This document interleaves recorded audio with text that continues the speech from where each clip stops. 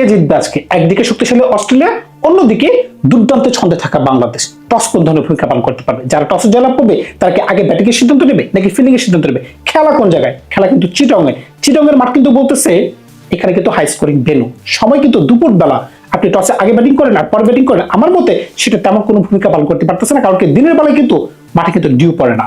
এখন কোন দলের কোন প্লেয়ারটা হতে পারে আজকে তোরপের তাস? অস্ট্রেলিয়ার কোন প্লেয়ারটা আজকে খেলা ঘুরাইতে পারে? ঠিক তেমনই বাংলাদেশের কোন প্লেয়ারটা, সেটা ব্যাটসম্যান হতে পারে, সেটা বলার হতে পারে, কোন প্লেয়ারের কারণে আজকে বাংলাদেশ জয় পেতে পারে? অনেকগুলো প্রশ্ন উৎপন্ন হচ্ছে। তবে ওডিআই ম্যাচে আমরা যেভাবে মাইটি অস্ট্রেলিয়াকে নাচ্যবানি দিছি, একটা পর্যায়ে 265 রানে লাস্ট ওডিআই ম্যাচে তাদের উইকেট ছিল 5টা, 271 রানে তাদের উইকেট পড়ে গিয়েছিল 9টা। যদি একটা উইকেট আমরা ফেলাইতে পারতাম তাদেরকে আমরা বাংলাদেশ করতে পারতাম। ওই চিন্তা কিন্তু তাদের মাথায় ঘুরতেছে। কোনো ব্যাটসম্যান কিন্তু রান করতে পারতেছে না। ওই দিন শুধুমাত্র কপার কুল্লির 149 যদি আপনি বাদ দিয়ে দেন, কোনো ব্যাটসম্যানের কিন্তু রান নাই।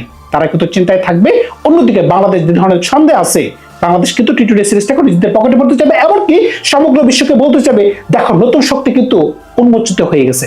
এখন কিন্তু মূল কথা যদি আমরা ফেরত চলে আসি, এখন অস্ট্রেলিয়া দলটা কেমন? ওডিআই ফরম্যাট এমনকি টি-20 ফরম্যাট, দুটো ভিন্ন ফরম্যাট।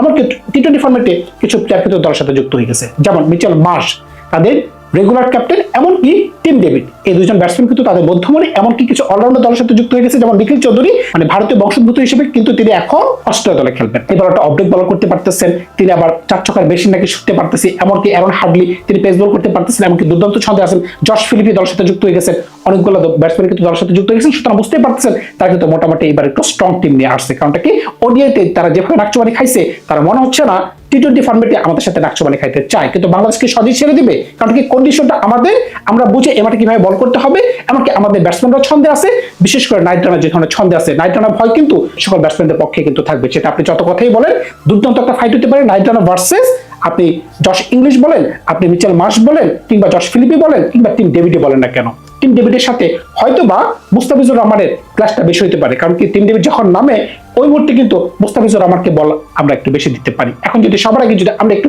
অস্ট্রেলিয়া দলকে সাজানোর চেষ্টা করি, তাহলে আমরা বুঝতে পারবো আজকের ম্যাচে অস্ট্রেলিয়া দলের শক্তি কোন জায়গায়, দুর্বলতা কোন জায়গায়, এমনকি বাংলাদেশের উচিত কোন জায়গাতে সবার আগে আঘাত আনা। প্রথমে যদি আমরা একটু দলটাকে সাজানোর চেষ্টা করি, উপরে মিচেল মার্শ, ওনাকে নিয়ে নতুন করে কি বলবো? আপনারা সবাই জানেন উনি বিধ্বংসী ব্যাটসম্যান, উনি 4 ছক্কা মারতে পারেন।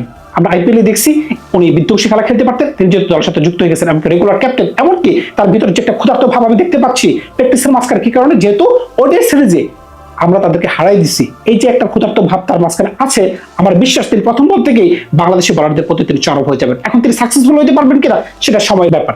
এখন তার পার্টনার কি হতে পারেন, জশ ইংলিশ হবেন নাকি কপার কুল যাবেন? কারণ কি কপার কুললি আমরা দেখছি লাস্ট ওডিআই ম্যাচে যে ধরনের ছন্দে ছিলেন, 149 রান জীবনের প্রথম ম্যাচে, মানে জীবনের প্রথম যখন তিনি সেঞ্চুরি করতে পারছেন, এটা কিন্তু বিরাট একটা অর্জন ভাই। সুতরাং বুঝতেই পারতেছেন তিনি কিন্তু দুর্দান্ত ছন্দে আছেন। অস্ট্রেলিয়া ব্যাটসম্যানদের মাঝখানে জশ ইংলিশ আর কপার কুল্লি দুর্দান্ত ছন্দে আছেন। তবে একটা দুঃখের বিষয় কি, ক্যামেরুন গ্রিন এই দলটা ছেড়ে চলে গেছেন। এটা একটা বাড়তি একটা চাপ হইতে পারে। যদি তিনি থাকতে পারতেন তাহলে কিন্তু তাদের ব্যাটিংটা ভালো হতো, এমনকি বোলিং এ তিনি 2 থেকে 3টে ওভার বের করে দিতে পারতেন। এটা একটা বড় ধাক্কা হইতে পারে।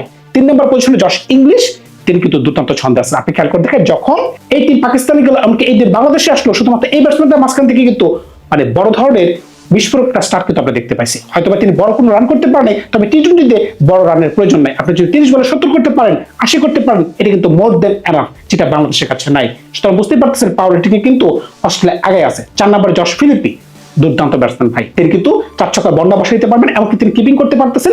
এর থেকে ভালো আপনি কি প্রয়োজন? আবার যদি মনে করেন যে না আমরা জশ ফিলিপকে খেলাবো না, এর জায়গায় আমরা ব্যাট ফ্রেন্সিওকে খেলাবো, এটা একটা ভালো অপশন হতে পারে। কারণ কি ব্যাট ফ্রেন্সিও আপনাকে অফ-ব্রেক বল করার একটা সুযোগ করে দিবে, এমনকি তিনি কিন্তু ধৈর্য খেলতে পারবে। তবে টি-20তে এত ধৈর্য খেলার কিছুই নেই। তবে জশ ফিলিপি কিন্তু ভালো ব্যাটসম্যান। অন্যদিকে 5 নম্বর পজিশনে অটো চয়েস হিসেবে দলের সাথে যুক্ত হয়ে যাবেন টিম ডেভিড, মারাত্মক ব্যাটসম্যান ভাই, 6 ফুটের উপর লম্বা, তার যে ধরনের রিচ, তিনি স্পিন বলেন, পেস বলেন দুর্দান্ত খেলতে পারতেছে। এমনকি আমরা আইপিএলে দেখছি তিনি আরসিবির হয়ে কোন ধরনের ছন্দে ছিলেন, ব্যাটিং বলেন, ইভেন ফিল্ডিং এ বলেন। এই ব্যাটসম্যানটাকে আপনি কোনোভাবে ছোট করে দেখতে পারতেছেন না। একটা ম্যাচআপ কিন্তু দেখার জন্য অপেক্ষায় আছি। মুস্তাফিজুর রহমানের সাথে তার ম্যাচআপটা কিভাবে হয়, আমি কিন্তু নাহিদ রানার সাথে ওনার ম্যাচআপের কথা চিন্তা করতেছি না। কারণটা কি, তিনি যখন নামবেন হয়তোবা নাহিদ রানা একটা ওভার তিনি পাইতেও পারেন, কিন্তু মুস্তাফিজুর রহমানের 2টা ওভার তিনি পাবেন। ওই সময় কিভাবে বাংলাদেশ তাকে ট্যাকল দিতে পারে, এটা হচ্ছে দেখার বিষয়। যেহেতু টপ 5 এর মাঝখানে কোনো ধরনের দুর্বলতা নাই, এখন কিন্তু অস্ট্রেলিয়া কিন্তু 2জন অলরাউন্ডার দিকে যাবে, একজন পেস বলার অলরাউন্ডার, অন্যদিকে একজন স্পিন বলার অলরাউন্ডার। যেহেতু ক্যামেরন গ্রিন নাই, যদি ক্যামেরন গ্রিন থাকতো তাহলে 6 নম্বর পজিশনে অটো চয়েস হিসেবে ক্যামেরন গ্রিন চলে যেত, যেহেতু তিনি নাই। তার অবর্তমানে অ্যারন হার্ডলি, তিনি কিন্তু ভালো অলরাউন্ডার, তিনি ব্যাট করতে পারেন, এমনকি তিনি ভালো পেস বল করতে পারেন। আমার বিশ্বাস 6 নম্বর পজিশনে তিনি জায়গা পাবেন। এমনকি 7 নম্বর পজিশনে নিখিল চৌধুরী, এই ব্যাটসম্যানটাকে নিয়ে অনেক কথা শোনা যাচ্ছে, তিনি ভালো অফব্রেক বল করতে পারতেছেন, এমনকি তিনি নাকি ছক্কা মারার মেশিন, এমনকি তিনি ভারতে জন্ম নিয়েছেন, অনেক বছর তিনি ভারতে প্র্যাকটিস করে গেছেন, এরপরে অস্ট্রেলিয়াতে তিনি জাতীয় দলে ডাক পেয়ে গেছেন। তবে আমার বিশ্বাসটা কি কারণে মনে হচ্ছে, যেহেতু বাংলাদেশের কন্ডিশনে খেলা, তার কিন্তু মনে চাইতেছে যে একজন অফব্রেক বলার খেলা, এমনকি যে কিনা আবার 4 ছক্কা মারতে পারতেছেন। দল কিন্তু মোটামুটি ভালো ভাই, ওডিআই থেকে কিন্তু এই দলটা কিন্তু ভালো। এমনকি 8 নম্বর পজিশনে আপনি এক্সার বাটলেট, আপনি খেয়াল করে দেখে যতগুলো বলার আছে, বলারদের মাঝখানে এক্সার বাটলেট নতুন বলে ভালো ছন্দে আছেন, এমনকি একটা ম্যাচে তার যে দুর্দান্ত আমরা 50 দেখতে পারছি, এমনকি আইপিএল আমরা দেখতে পাচ্ছি কিলাম যে কিনা 4 ছক্কার মেশিন ছিল। সুতরাং বুঝতেই পারতেছেন 8 নম্বর পর্যন্ত ভালো হয়ে গেছে। 9, 10, 11, 9 নম্বরে আপনি যদি ন্যাথন এলিসকে খেলান, 10 নম্বরে যদি অ্যাডাম জাম্পাকে খেলান, 11 নম্বরে স্পেন্সার জনসন কিন্তু আবার টি-20 টিমের স্পেশালিস্ট বলার। সুতরাং বুঝতেই পারতেছেন এখনকার দল কিন্তু, বর্তমানে দলটা কিন্তু ওডিআই দল থেকে অনেক বেশি শক্তিশালী, এমনকি অনেক বেশি ইফেক্টিভ মনে হচ্ছে। বোলিং ভালো, ব্যাটিং ভালো। বোলিং যদি আপনি খেয়াল করে দেখেন, যেখানে এক্সার বাটলেট, যেখানে ন্যাথন এলিস, যেখানে স্পেন্সার জনসন, যেখানে অ্যাডাম জাম্পা, এমনকি উপরের দিকে নিখিল চৌধুরী, এমনকি আপনি খেয়াল করতে পারতেন যদি ম্যাট্রেনশোকে খেলে ম্যাট্রেনশো বল করতে পারবে, আবার যদি মনে করেন অ্যারন হার্ডলি খেলে অ্যারন হার্ডলি কিন্তু ভালো বল করতে পারবে। সুতরাং বুঝতেই পারতেছেন তাদের দলের কাছে কিন্তু অনেকগুলো অপশন রয়েছে বোলিং করার জন্য। এখন যদি আপনি বাংলাদেশ দলটার দিকে আসেন, বাংলাদেশ যেভাবে উপরের দিকে উঠতেছে, এখন এই দলটাকে কোনোভাবে ছোট করে দেখার কোনো সুযোগ নাই, কারণটা কি, আমরা ভালো ব্যাটিং করতে পারতেছি। আমরা যদি উপরের দিক থেকে যদি উইকেট না হারাই, বিশেষ করে পাওয়ার প্লেতে, তখনই কিন্তু আমরা অন টপ থাকবো। আমরা আগে ব্যাটিং করার পরে ব্যাটিং করি। বাংলাদেশে একটাই সমস্যা, আমরা ভালো ব্যাটিং করতে পারি না।